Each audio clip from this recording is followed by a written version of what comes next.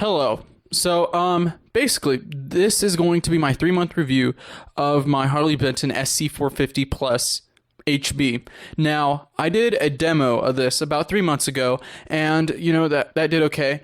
And, I did nothing to it, pretty much, okay? I just did some small things.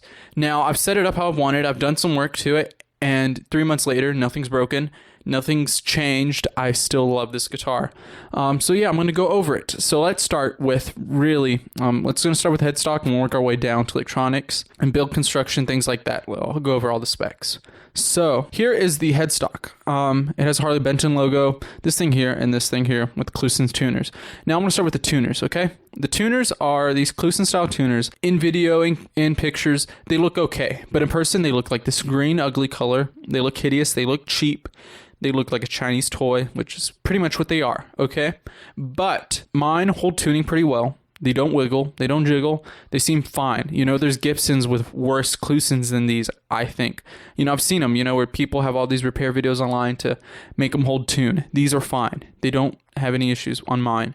Now, I don't like this too much on the headstock, but it's fine. It does have some reflection, if you can see it there. And some Gibsons do have this type of style of a logo here. It's just a little smaller, but I've seen it. So it's not a ripoff. It's not attractive to me, but it's not bad. I'm not complaining there. These Klusens have the smallest tuning pegs I've ever seen on a guitar, which is pretty crazy considering the fact that this guitar, is a $187 guitar. I don't know if regular Klusens are like this, but they just have these itty bitty tuning pegs on them. They work, they're fine, but they're just small. The truss rod cover has a Harley Benton logo on it, and to me, it's not the most attractive thing. It works, it's fine, but I don't like it too much either. The most attractive part of the headstock to me is the top of it. It's basically, like the way I see it is, it's the Gibson headstock. They just did it twice, but it still has an open-ended book look, so it looks great to me. I like the headstock. I've seen a lot worse headstocks on cheap guitars, even on more expensive guitars. I like this headstock. It has a plastic nut, nothing fancy.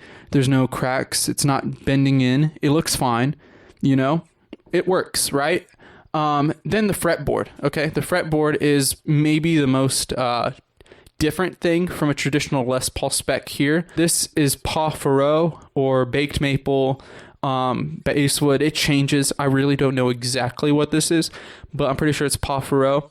And yeah, it works. It's nice. I put oils on it to make it look darker, but I really don't mind the wood at all. It looks great. It looks fine. It really works with the guitar, with the color. If this was a darker colored guitar, I wouldn't like this kind of light looking wood, but it works with this guitar. It has some good grain in there. It's not a bad looking fretboard. Then now let's take a look at the frets. Now the frets out of the box were pretty sketchy. They weren't perfect. The ends were though. Okay, so the ends of the frets were very nice. They only get a little scratchy like right here, but nothing bad. Very nice fret ends. But in terms of polishing though, they needed a lot of polishing to get to get playing decent. So I polished those up. They play great now. Really good frets. But they just needed some work. Which is fine, but after some work, there's some really good frets. The binding, this is probably the best part of the neck because the binding's perfect on this guitar. It really is. Like I said, no sharp ends on the edge of it. There's no overspray, like really no overspray. I've looked and I can't see any overspray. It's almost perfect on this guitar. The binding looks great. There's no surprises there with the binding. There's no cracks, no dings, nothing. Right. And then the inlays. The inlays are cheap plastic inlays, right? But they look traditional. They look right. They don't look bad. I like these inlays. So the inlays are a plus as well. Once we get to this section of the guitars where things start getting really different compared to a regular Les Paul, Epiphone, Gibson, anything like that. The shape, right? So a regular Gibson or Epiphone, which those are both slightly different, but they're still pretty similar in the fact that they kind of, in this section, they kind of cut off right here, and then they just bend down. Well, with this guitar, it flows, as you can see, right? It kind of follows one line. So it starts here, and it just flows down. right? Which looks fine. It works, but it's not what you'd see on a traditional Epiphone or Gibson. To me, the way I kind of would describe this is a Gibson Les Paul with a 418 cut. It's not too sharp of a horn. It's not bad. It works. It looks nice. It doesn't not fit this guitar. It's a Gibson Les Paul with a 418 cutaway. That's how I kind of consider it. On the back, this is where also a lot of changes are different. On a regular traditional Gibson, it would be pretty cut off here. There'd be a nice chunk of wood right here. But they cut that off, you know, right? They carve it out. They make a very comfortable neck on the upper frets. So it's a very comfortable Les Paul to play higher up, which is not said on a lot of traditional Les Pauls. So it's very nice to see. It's not perfect. There still is some wood here that they could have definitely kind of worked around, but still very nice, really accessible to the upper frets. Very nice. Now, as I tip it over on its side, a few more things that are a little different about this guitar, okay? And that's the switch. The switch works fine. It works great. It looks a little different on the inside. Electronics are a little different. But on the top, it takes a nut and a washer on top that secures it. That's not like a traditional Gibson, right? So the traditional Gibson would have this thing that would screw on top of it, which is round shaped, and it's not like the nut that's on this one, right? So this is square shaped. It looks a little different, but it worked. The poker chip is like that of an Epiphone or a Fender style poker chip. It literally looks the exact same, so that's fine, I think. Now let's move on to the humbuckers. This is something that's a little different on this guitar, and this is why I chose it, kind of the specs with the humbuckers. So it's 8 in the bridge, 4 in the middle, and 8 in the neck. So very similar pickup specs, but they sound different. So the neck is louder, okay, which is fine because I think that works for solos, right? Very clean sounding neck. These are really good sounding pickups, okay? Some cheap Roswell pickups. It says Roswell on them. Kind of hard to see, I guess, there, but it says Roswell in black. And they're very clean sounding, very warm. Like I said, they're 8s. But when you get up the distortion, they sound great. They sound really good either way. For what they are, they do an amazing job. And then also, they have push-pull pots. This is why I chose this guitar over other models from them as well, is because they had push-pull pots. So these push-pull pots here can do a lot of different things. I can push them out, and that can give you, you know, like a Stratocaster type sound, single coil sound, right? That's what you're getting out of these when you pull them out. Now, for the pots, they actually have full-size tone potentiometers and about dime-sized 500K volume pots, which is fine. That works, I think. You know, for a guitar that's $187, it's very nice to see full-sized tone pots. You really don't see that.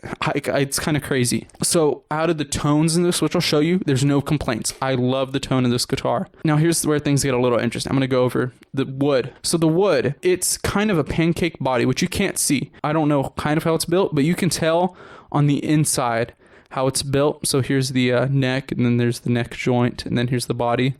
But the body, it looks like a single piece on the sides, which I think that might be a veneer. I seriously think it might be, or something like that. On the back, you can tell it's a 3-piece.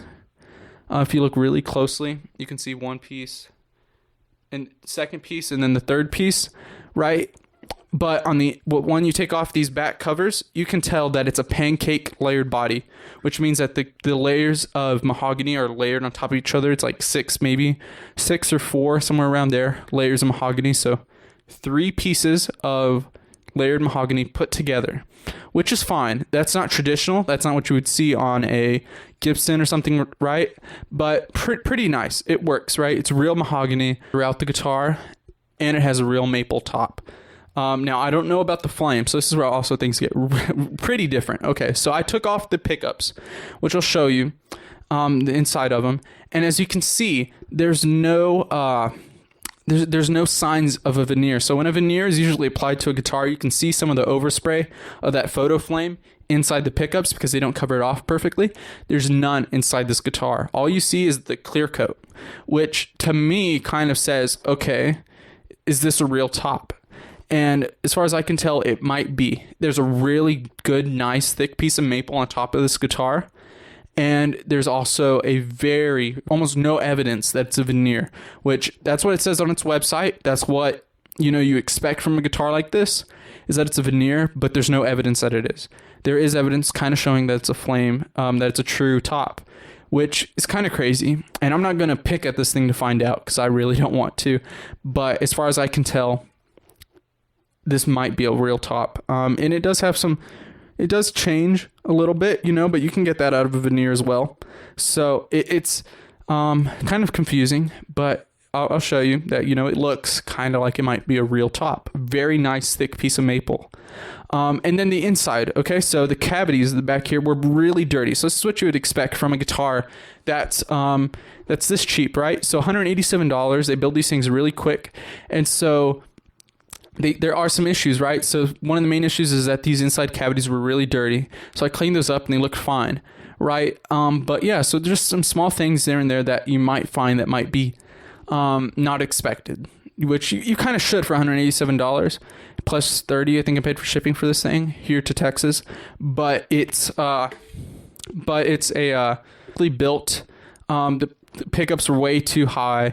Things were a little loose. I found no dings or bends or breaks on my guitar, I've heard of that. You know, there's some marks on my guitar, some overspread at the very bottom, very hard to see, and then like one scratch on the neck, very small scratch, and that's it. This guitar honestly is in impeccable condition for mine. I love the guitar. I love how it plays. You know, it sounds really good. Now let's plug it up and let you hear it.